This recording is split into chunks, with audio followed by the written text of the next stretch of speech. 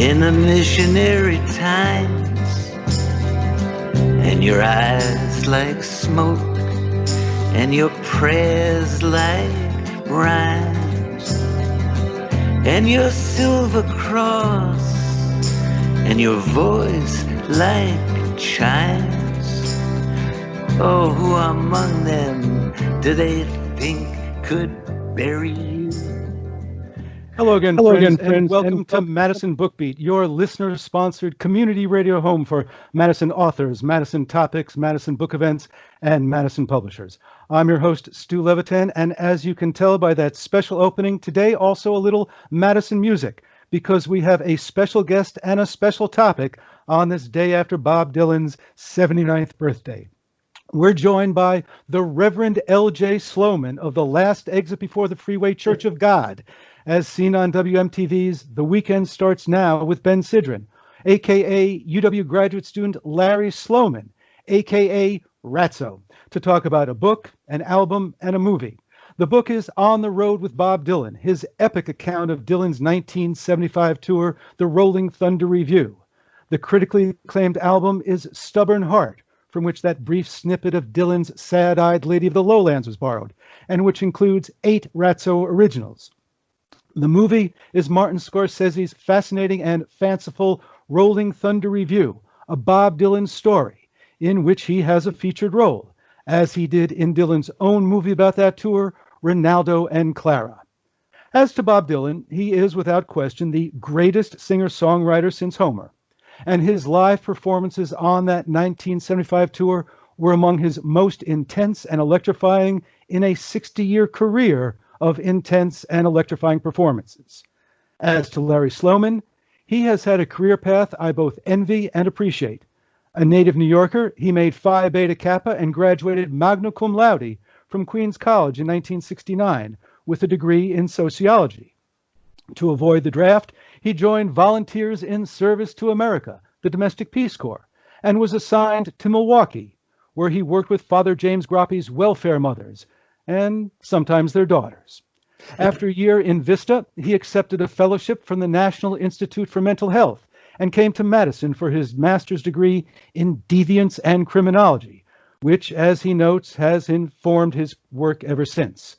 But more importantly, while he was here, he also became music editor of the Daily Cardinal, which helped him sell a story to Rolling Stone, after which he wrote for it some more, and then broke big news with a preview of Bob Dylan's 1975 Blood on the Tracks album.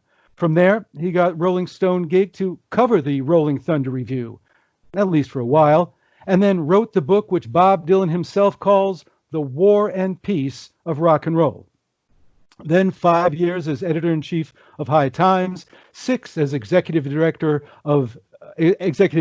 of National Lampoon, and a literary career that now includes Steal This Dream, Abbie Hoffman and the Countercultural Revolution in America, Reefer Madness, The History of Marijuana in America, The Secret Life of Houdini, The Making of America's First Superhero, and Thin Ice, A Season in Hell with the New York Rangers, and best-selling collaborations with radio personality Howard Stern, magician David Blaine, boxer Mike Tyson, Hot Chili Peppers singer Anthony Kiedis, and Peter Criss of Kiss, plus various side projects, including producing the award-winning music video for Dylan's song Jokerman, and now he's a recording artist as well. As I said, envy and appreciate.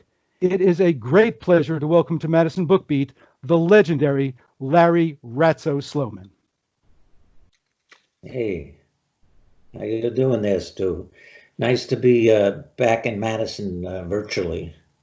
Well, we appreciate having you with us, and we will talk a bit about your time in Madison. But first, as to the contemporaneous events, yesterday was Bob's 79th birthday. Did you do anything to mark the occasion?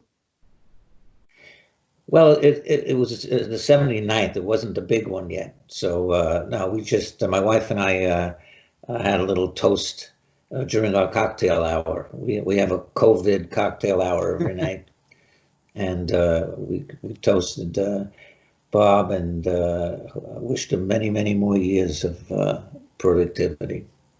And hopefully some more productivity on the road before long. How does Dylan regard birthdays? A big deal to him or not so much? Regard what? How does Bob regard celebrating birthdays? Is it something he marks or not so much? Well, I've never been around. We actually celebrated my birthday in '84 when he was on the road, and I went out to join them. And it was the end of the tour. They played Slane Castle in Ireland, and then went back to the hotel. And there was like a farewell dinner because everybody was leaving in the morning to go back to the States. And they brought out a little birthday cake, and Bob was sitting across from me, and everybody was feeling pretty good by then. And I'll never forget him actually singing "Happy Birthday" to me. So he's. I don't know how he celebrates his own birthdays, but it was a tremendous celebration of my birthday for me. That's very nice. One of the things I did was rewatch the Scorsese movie, and I was struck by how great his acting was. I mean, he made me believe that Sharon Stone and Stefan von Dorp were on that tour, which, of course, wasn't true. So my question is, was he also saying something that wasn't true when he said the tour itself meant nothing and there was nothing left but ashes? Did the Rolling Thunder tour mean something to him? Well, I mean, yeah, I mean, I think for sure it did. And, he was, you could see his tremendous sense of humor in those snippets of the interviews that he did, or especially when he was talking about Scarlett Rivera and, all the voodoo stuff she kept in her snakes and things in her suitcase. And the way he was riffing on Van Dorf, I mean, it was, he's got a tremendous sense of humor. So, yeah, obviously it meant something to him. And I think at the end of that movie, when Allen Ginsberg is given the last word and puts the entire thing in a cultural context and basically is a rallying cry for the next generation to carry the torch. So, yeah, I think it certainly means a lot to him. I mean, I don't think he's, Bob's not a guy who lives in the past. So, it's probably hard to kind of go back and analyze things like that. But I mean, how could it not mean something to him? It was some of the most incredible, indelible performances of his life. What did the tour mean to you then and now? Well, I mean, to me, it was a dream come true. I mean, to be able to be there firsthand, night after night, and to see an artist like him at the height of his powers, and then to see the surrounding cast. One of the reasons I think Bob was so comfortable in that tour was that the burden wasn't just on him. You had McGuinn, Joan Baez, Joni Mitchell showed up for one night and stayed for the rest of the tour. So, he didn't have that. And it also wasn't that, the last experience he had touring before that, he hadn't been on the road for years and went on the road with the band and in '74.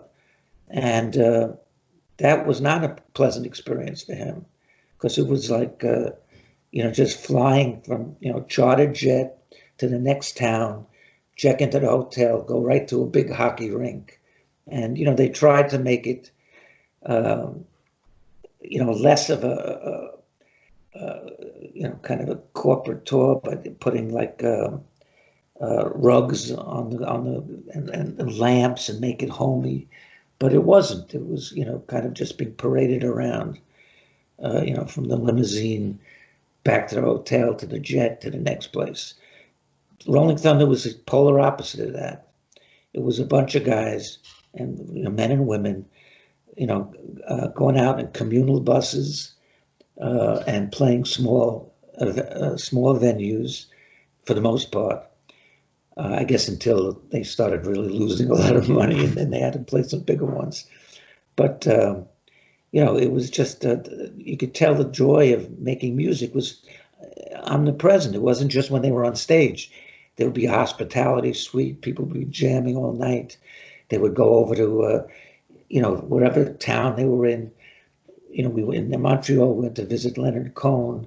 In Toronto, everybody went over to Gordon Lightfoot's house and jammed, and that's where that great version of Coyote that Joni Mitchell does was recorded upstairs in his bedroom. So it was a whole different camaraderie on that tour. Mm. So for me, it was wonderful. And then, having, to me, it was an important cultural event. And then Rolling Stone my editors was breathing down my neck and saying, well, how come the ticket prices have been raised? How come, they're playing bigger venues?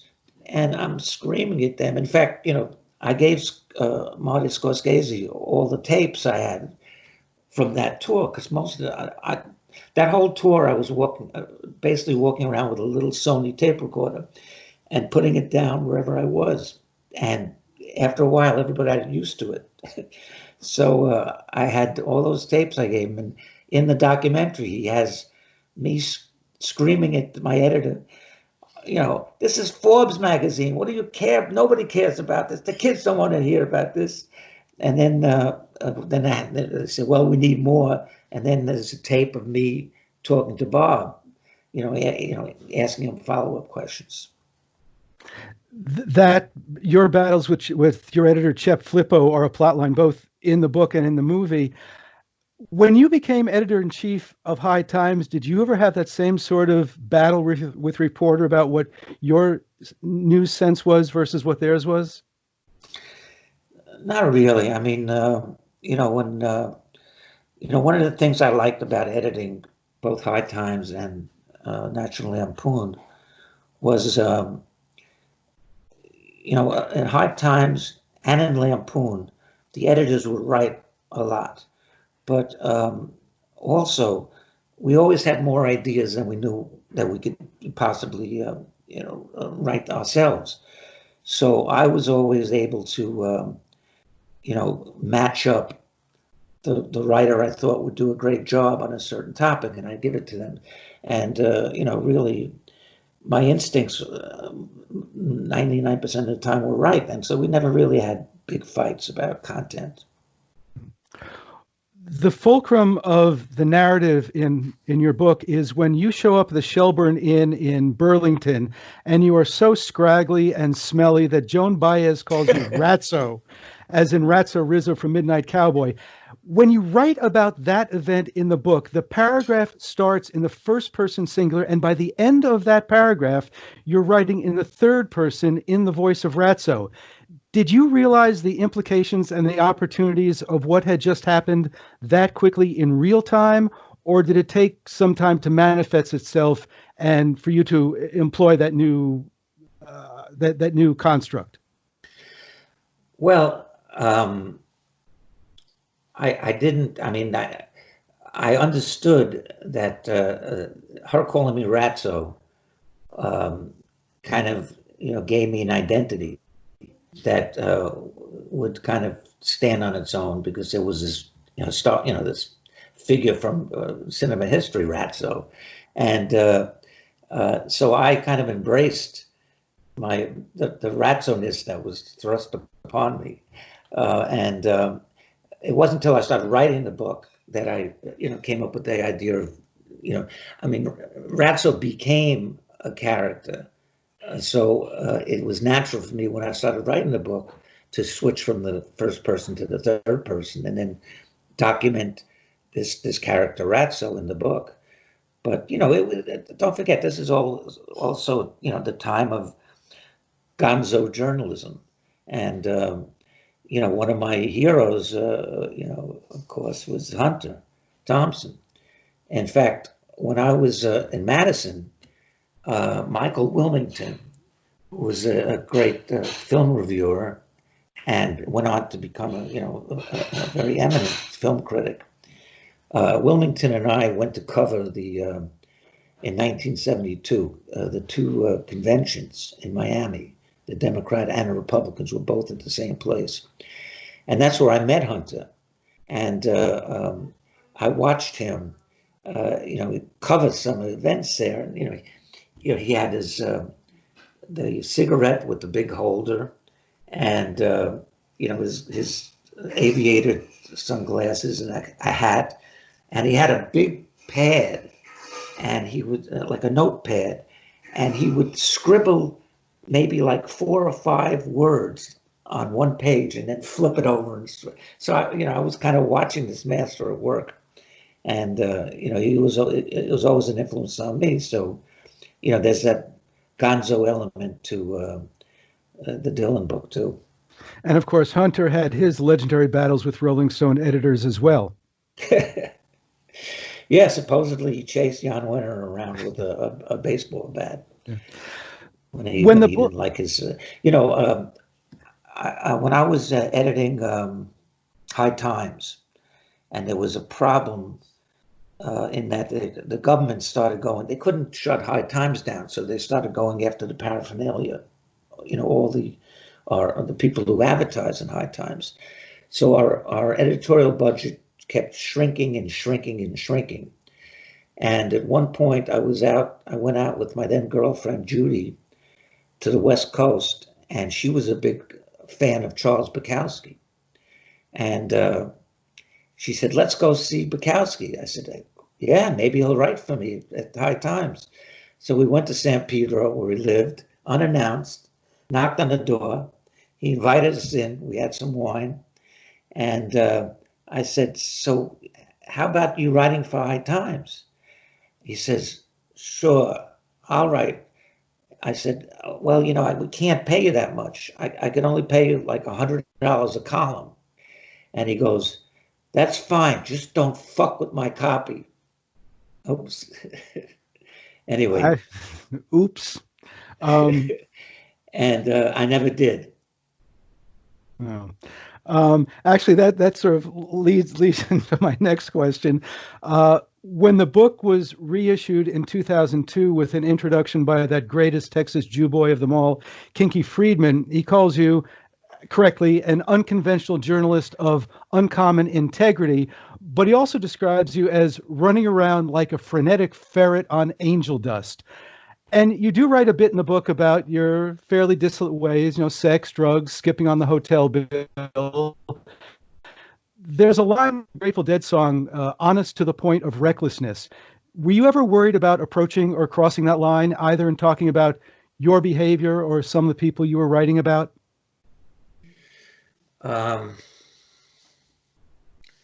No. First of all, you have to realize that I was completely manic on that tour. And, one of the things that I dedicate the book to a doctor, I said, who gave me salt.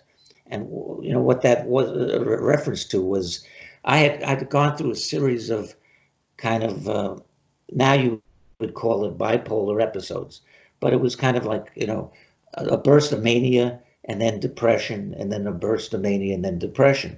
And it was, this happened all after I quit the PhD program in Madison, and I came back to New York after I got just my master's. And, I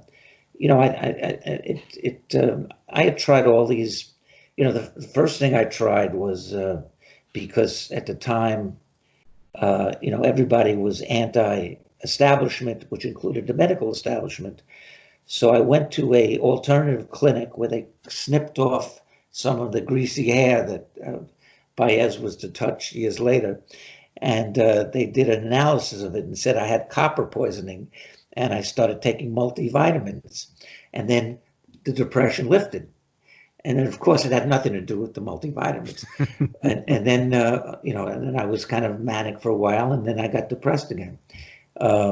So when the time came to cover the tour, and Dylan invited me on the tour because he was hanging out in New York at the time doing the Desire album, and we hooked up through Roger McGuinn.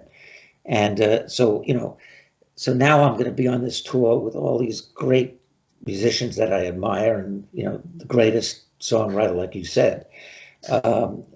So I became completely manic, and Ratso was, I don't know about a ferret on a wheel, but I mean, I was completely manic on that tour. And when the tour was over, I crashed, and now I was sitting alone at home trying to transcribe all these tapes myself, because I had gotten a contract to write the book, and I was depressed. So I went to, this time I went to I think it was Columbia Presbyterian, one of the really good hospitals, and they were doing a depression kind of trials. And what they were doing was giving lithium to people who had manic depression, and that was the salt. And I took the lithium, and that enabled me to, within weeks, the depression lifted, and I started writing the book. So, yeah, I mean, I was flirting, I guess, with, the edges of propriety. But at the time, of course, when you're manic, there's nothing to constrain you. When the book was published in 1978, it was credited to Larry Sloman. The title page of the 2002 reissue is Larry Ratso Sloman. How and when did the Ratso personality become big enough for that to happen?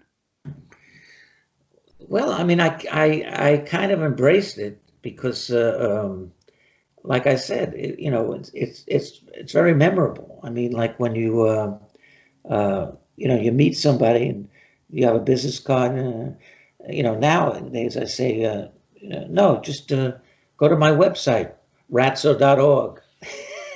Somebody has ratso.com. I couldn't pry it away from them. But, so Ratso was a moniker that stuck with me, and an identity. And, I felt like I could be,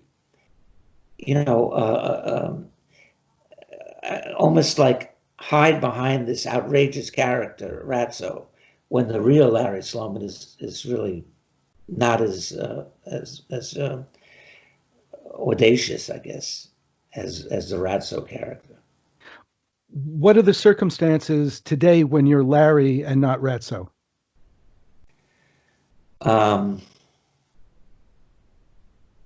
Well, very few people don't call me Ratso. Most people call me Ratso. When my wife calls me Ratso, I know I'm in trouble, because usually she calls me sweetie. So, and very, very few people call me Larry. So, Ratso's fine. I want to go back to the movie for a second. Other than Dylan, what did the rest of you know about the alternate reality concept of the new movie? When you and Ronnie Blakely and the others sat for new interviews, did you know the movie would feature phony people and false events? No. In fact, that was, first of all, the interviews that we did were done years previous to Scorsese getting involved in the project. And when so Scorsese got involved about 5 years ago, and I never, I met him at a birthday party for Jeff Rosen, Bob's manager, and Scorsese had just, he started doing his research, and they had all the outtakes from Reynaldo and Clara, and he was pouring through everything, and Jeff brought me over to him and said, "Marty, this is Ratso." And Scorsese goes, Ratso, I've been watching you for the last 2 months. You're fantastic. You're going to be all over this film. I said, wow, great. He appreciated what I had done. The film crew, I have to put a side note here. When I had a fight with Rolling Stone, I basically quit because they said, well, we're going to take away your expenses. We're not going to pay your expenses so you could file pieces. Meanwhile, I couldn't stay on the road. if they took away my expenses. I had no money then. I was, a fledgling journalist. So, but the film crew really championed me because I was always bringing them interesting people to interview for Reynaldo and Clara for the documentary. So I stayed on the tour, basically, and that scene in the beginning, if you ever see the long version of Reynaldo and Clara, the first scene is me in the hallway of the hotel, and Dylan comes in with Joni Mitchell and McGuinn, and I'm screaming because I can't get access because Dylan's friend Louis Kemp, who was the tour manager, but who was really a fishmonger, who had never done anything in entertainment before. So once we got, Dylan invited me on the tour. We're hanging out all the time before the tour starts in the village. We get on the road, and him and Barry Emhoff, who was the protege of Bill Graham, they're saying, "Oh, you're press. You can't stay with the group." That's why I had to drive up to the hotel in Burlington. And Baez came over to my rental car and dubbed me Ratso because I wasn't allowed to even travel with the group at that point. So what I have no prospects of staying on the thing, but I wanted to write this book, and Dylan was into me writing it. So I'm screaming at him, this is bullshit, man. And he goes, "Oops, sorry." And he goes, "Listen," he says, "what do you need?" I said, "Well, I need a room. If I'm going to be covering this for the rest of the tour, I need a room." He goes, "Okay, Barry, get him a room. What else you need? I suppose you need money." So I said, "Well, per diem would be nice." He goes, "Okay, you got per diem. What else you need?" And I look at him, and I'm maybe like 2 feet from him, and I start screaming, "I need access. I need access." And at one point, Howard Hawks told me that if they didn't call that movie Reynaldo and Clara, they were going to call the movie Access. But what does Dylan say to you when you say you need access? Doesn't he say X-Lax? You need X-Lax? Oh, yeah, right. He says, I said, access. And he goes, X-Lax? You need X-Lax? What have you been eating, Larry? Now just to clear up something that happened in 1975 that shows up in the Scorsese movie, even though there's contemporaneous footage of you talking to Peter Orlovsky about his being turned into a roadie, he and Allen Ginsberg didn't really have to handle the baggage, did they? Yeah, Peter did. Oh, he did? Yeah. Okay. That was true. Okay, I've seen conflicting accounts of that. So Peter actually was a baggage roadie. He was schlepping equipment around. Wow. Anyway, to get back to your question, so once the idea of playing with reality in the new documentary I think it didn't happen until just maybe a year ago, and I had heard something about it, but when I saw the first time I saw a rough cut of the film at Scorsese's, they invited us up to Scorsese's screening room, and I'm watching this guy who claims he was on the film crew, and I'm going, wait a minute, who is this guy? I have no idea who this is. This is not true. This guy wasn't there. I knew the whole film crew. And then he starts saying, it was his idea, and he taught Dylan how to smoke cigarettes between his fingers. And then when he said, they asked him about me, and he says, Ratso, does he bother us? Does a cockroach bother somebody? So then I knew that, this is one of these fake things. And then, I watched some more of it, and I didn't know at the time, but I also knew that the promoter, I said, I don't remember this promoter being on the tour. Turns out that the promoter was Scorsese's boss at Paramount Pictures, the head of Paramount Pictures. So there was a lot of playing around with reality in that. But to me, if you watch the film, the actual title of it is Conjuring. conjuring the Rolling Thunder Revue. And he starts off with that famous clip of a magician disappearing a woman. So, yeah, I mean, that should be a hint that things are not going to be what they seem. Yeah. I mentioned that Dylan blurbed the book as the war and peace of rock and roll. War and Peace has some highs and lows. What was your favorite part of the book to experience in real life? I mean, there was so many highs. I mean, it was, one of the great experience. Well, a lot of the great experiences, of course, were watching Bob perform.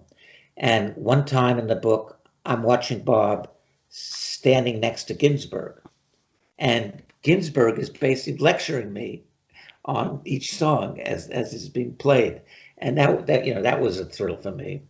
Another great time was to watch Bob perform sitting next to his mother, and his mother was Beatty Zimmerman was one of the sweetest. I mean, the most Hamish Jewish mother you could think of, and when I'm talking to her while Bob's singing, and we're both giving him standing ovations, and then she just sits down and she starts telling me how he didn't people how did she phrase it? But she basically was saying that he's Bob Dylan, he's not Bob Zimmerman. He made himself. He made it. He was a self-made man. I mean, it was like just a beautiful to hear her talking about her son like that with such pride and such unabashed joy. And she was such a sweet person. Well, speaking of Bob's mom, I would think one of your highlights would be when Bob told your parents that they should be very proud of you and you would make your mark someday. Yeah, that was at the end of the tour. After the Hurricane concert, the big concert at Madison Square Garden, the benefit for Hurricane. And, we were, I was kind of like escorting Bob around the after party, which was held within at what would have been the Felt Forum at the time, a smaller venue off Madison Square Garden. And when we came up to my parents, and you can imagine how they were cavilling after hearing that from Bob. So yeah, that was a terrific experience. I think one of my favorite parts to read about is the rehearsal period, and to have been there for the creation of that music must have just been thrilling. Yeah, I mean, there are, even before the rehearsal parts, every night. Bob was working with Jacques Levy, and I think Jacques Levy is really an unsung hero, in this whole episode, because not only was Levy co-writer on many of those songs on Desire, and he gave it he comes from he was a famous off-Broadway director, so he comes from that perspective, and he kind of framed the show, and also wrote these epic songs with Bob that if you watch his performance of Isis, it's one of the greatest performances I've ever seen anywhere on any stage, and a lot of that theatricality was brought by Jacques Levy. So yeah, every night when they would write a song, and then Bob would go down to the because Levy lived around the corner off Bleecker Street from the other end, and so when they would finish a song, Bob would go there the next night, and he'd be at the piano, and there'd just be a few people there, and he'd be playing these songs before they even came out, before we even hit the road. So there was all these jam sessions there, and then the rehearsals, of course, were a tremendous thing to watch this whole thing kind of come together like that. And what was the lowest point on the tour? obviously when Imhoff and Louis really had people screw around with me. I mean, they screwed around with they disabled my car at one point. You know, they thought it was funny. Oh, we're gonna screw around with Ratso. At one point, Louis Kemp actually came up with the idea of having security guys kidnap me, take me back to New York, and put me on a freighter. He thought that would be funny. And I think, wiser and cooler heads prevailed, because that would have been a federal offense. But I mean, probably the night after they messed around, there was another night where they messed around with my carburetor or something, or the brake lining or something. And I was in a hotel. They went on. I was in a hotel till the car was fixed. And I called up my friend Mike Bloomfield. And I was very down at that point. And Bloomfield just gave me an amazing interview about working with Bob. Well, on that interview, but for the uninitiated, Michael Bloomfield was critical to Bob Dylan's sound in 1965, plays on Like a Rolling Stone, sure. Highway 61 Revisited. And he describes a recent musical experience with Dylan as, quote, one of the worst social and musical experiences of my life. And he uses a word to describe Dylan that we cannot say on the air. Do or did comments like that matter to Dylan? Well, I mean, he read the book, and he still was friends with Bloomfield. and Michael played with him right before he died at those Born Again shows in San Francisco. So I guess he didn't take it too personal. There's a point where you and Dylan have an exchange, and he says somewhat sarcastically, "What was it like being Bob Dylan? I wish you'd tell me." What's the biggest misconception or misunderstanding about what Bob Dylan is like? Well, I mean, I think it's not so much a misconception about what he's like, but it's about the fact that when people come up to him, they completely lose it, because they're so. I mean, this guy meant so much, and he's so buried deep in their psyche. I mean, I'll give you an example. I was doing a movie in Luxembourg with my friend who directed it, and he asked me to play the role of a cynical alcoholic journalist, which was a stretch for me, but I was able to do it. And there was a lot of famous people in that movie. I won't name who it was, but one of them, an actor, was a fan of Dylan's. And he said, and I said, "Oh, look, we just finished wrapping the movie in Luxembourg. And I read that Bob was going to be playing in Germany. So I said, hey, I'll arrange tickets. You want to go see Bob in in Frankfurt?" And he goes, "Sure. Could I bring my daughter?" And I said, "Yeah." So we drive there. I arrange the tickets. We drive there. We see the show. We go backstage afterwards. Bob gives me a nice greeting, and he turns to this famous actor, and he says, "How you doing?" And the actor goes, he couldn't get a word out. He was so enthralled to be in the presence of Bob, and that freaks him out completely. I mean, he wants to be treated like one of the reasons we got along so well, I think, is because I just treated him like a normal person. I made fun of him being a Midwest Jew and not being a real Jew like us New York Jews. When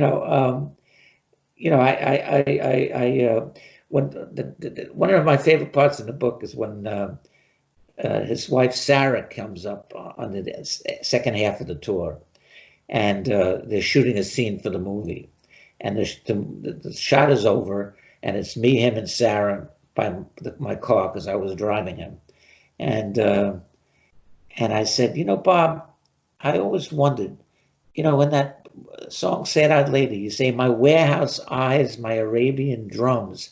Now, do you mean eyes as a verb, or is it two different images? And Sarah goes, yeah, I've always wanted to know what that is too. And Bob goes, oh, leave me alone, Ratso. But I mean, it was that ability to kind of like just kid around with him that he really enjoyed. He just wants to be a normal guy. Speaking of Sarah, there are a number of long quotations from Sarah. You didn't happen to tape her without her knowing, did you? No. Okay. No, she knew it. She, in fact, at one point, she says, I can't believe you're a journalist and I like you. So, no, Sarah was an amazing woman. I mean, you could see why she became such a muse for Dylan. And, she was a very, very smart woman, very well read, tremendous sense of humor, and just this amazing, gorgeous, ethereal presence. I mean, she was she still is, I guess, a dynamic woman. And it was really interesting because she's never opened up to a reporter before, never even talked to a reporter. And your rejoinder when she says, I can't believe you're a reporter, I'm getting along with you, is you say, well, I'm really not a reporter, I'm a sociologist, and it's my master's degree in deviance that enables me to get along so well with musicians. Was that some kind of joke, or did you mean that about your degree in deviance, your master's in deviance? No, I mean, I'm not joking when I it's in my bio when I say that that degree in deviance has informed my work ever since. I mean, everything I do is kind of like, to me, the most interesting, as a sociologist, the most interesting parts of society, what happens on the fringes of society. And that's what ultimately changes what happens in the middle of society. So, I mean, even I wrote a sports book. It was about hockey. It's a deviant sport. It's not a mainstream sport. People can't, compare it to, well, there was a fight and then the game broke out. I mean, Reefer Madness. I mean, look at everything I've kind of done, and it really is, Tyson. I mean, there's another example. We're talking with Larry Sloman. His book is so many books. The one we're mainly talking about is On the Road with Bob Dylan. And since we're back in that UW period of the early 1970s, take a step back and explain how it was the Daily Cardinal and a whacked out Sly Stone got you to Rolling Stone in the first place. So, like you said, I spent a year in Milwaukee working undercover, really, because the people in Washington, in Vista, they just thought we were paraprofessionals in the school system during the day. What they didn't know is that it was a pilot program being run by these radicals. And at night, we were working with Father Grappi, the radical Catholic priest, who was organizing welfare mothers. So so that's what we were doing in Milwaukee. And then I came to, I didn't know what I was going to do when my year in Vista was up, and I got a scholarship offer again from the sociology department and in Madison. And they said, well, it's been a year. Do you want to, we're offering you the scholarship again. And I said, why not? They're going to pay my expenses. They're going to pay my tuition. Yeah, I'll stay in the Midwest for a while. And, I heard a lot of good things about Madison. So I went up to Madison. And the first thing that happened when I was, the first night that I stayed there before classes started, there was a loud explosion. And I thought it was a car backfiring or something. And I wake up in the morning and the news is somebody blew up the Army Math Research Center. I went, they don't fool around here in the Midwest, these radicals. So then maybe the first week of classes, I went to the Daily Cardinal because I had worked on a counter when I was at Queens College.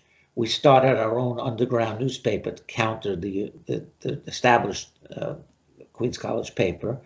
And also I was working, I guess you'd say intern, but then I was just hanging around the offices of the East Village Other, which was a very famous underground paper in the East Village.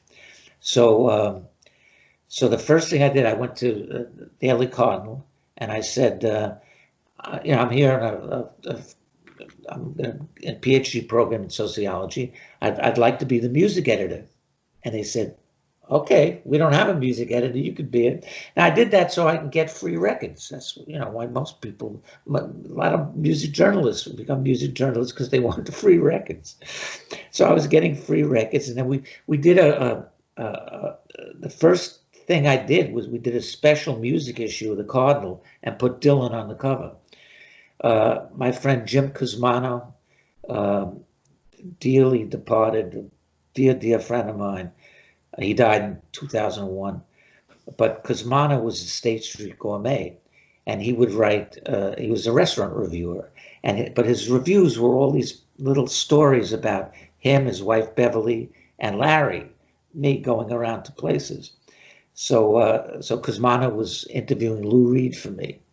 So at one point, every year they had this festival in Milwaukee called Summerfest. And because of my experience living in the black ghetto in Milwaukee and organizing the welfare mothers, I had, gotten into that culture, and Sly and the Family Stone were just huge favorites of mine. And he was headlining. So I go to the show and go down to Milwaukee, go to the show, and there's no Sly. And 30 minutes go by, and then like an hour goes by, and then he finally comes on stage. Now Sly was in the throes of his cocaine and freebase addiction at this point. He plays like 2 songs and walks off. Well, New York, they would have booed him, whatever. Madison, Milwaukee, they just started rioting. They tore down the fences of the place. I mean, it was crazy. So I called Rolling Stone and I said, this is Larry Sloman, the music editor of the Daily Cardinal in Madison, Wisconsin. There was an incident with Sly Stone at Summerfest. Do you want me to write it up? And they said, yeah, do it on spec, which means, hey, if they don't like it, they don't pay you. So it's nothing. Me, I was so thrilled. I had my first big assignment. And I forget what the issue was, but there was some issue that. So I go back down to Milwaukee to interview the woman who was doing publicity for the Summerfest, and I have my big Sony tape recorder. This was a bigger one, not the small one I had in the Dylan tour, but it was like maybe a 8-9 inch one that had to be plugged into a wall, and it had batteries. So she's being evasive and not telling me the whole story. And at some point I said, okay, thanks. And I unplug the tape recorder from the wall. Meanwhile, I didn't turn off the record button and the batteries kick in. And I didn't realize this.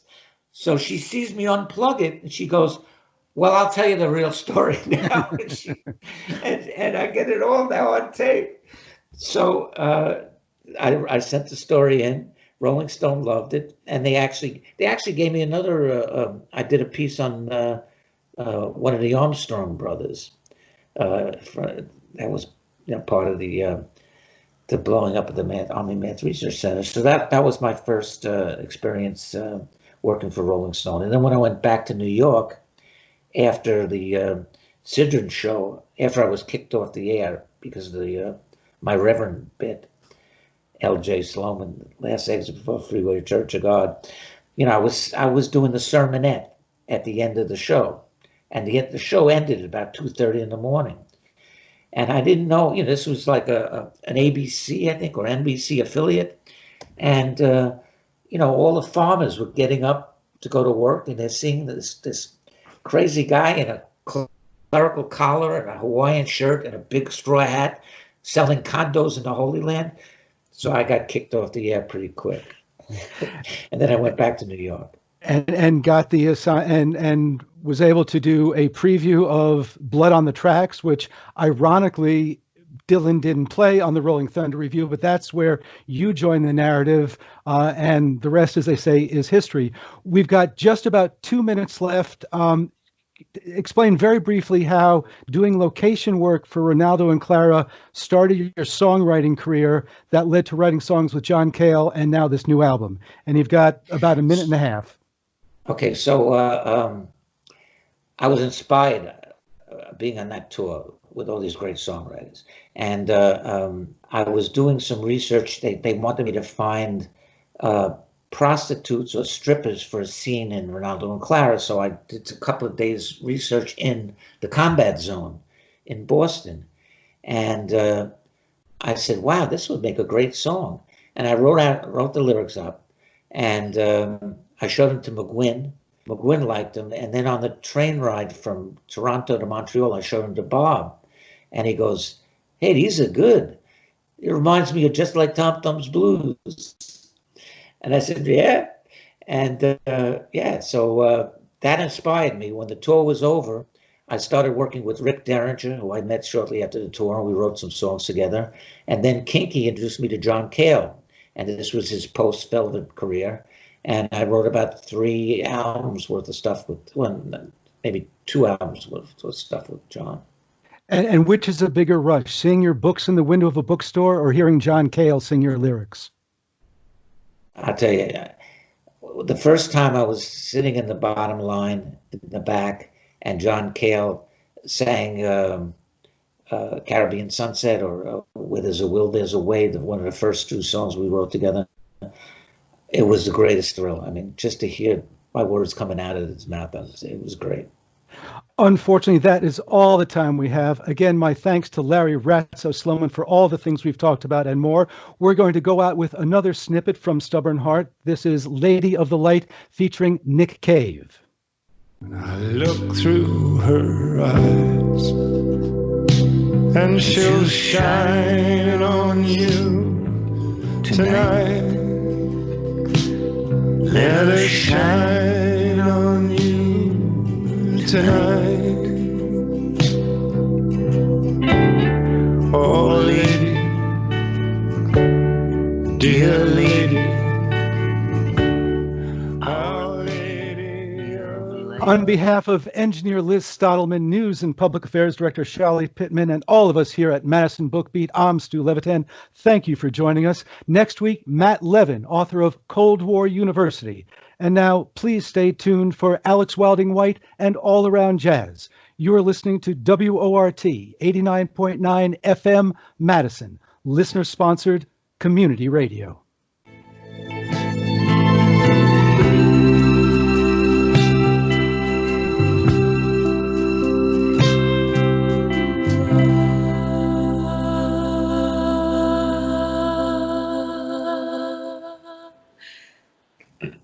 This is the Radio Kiosk for Monday, May 25th. WORT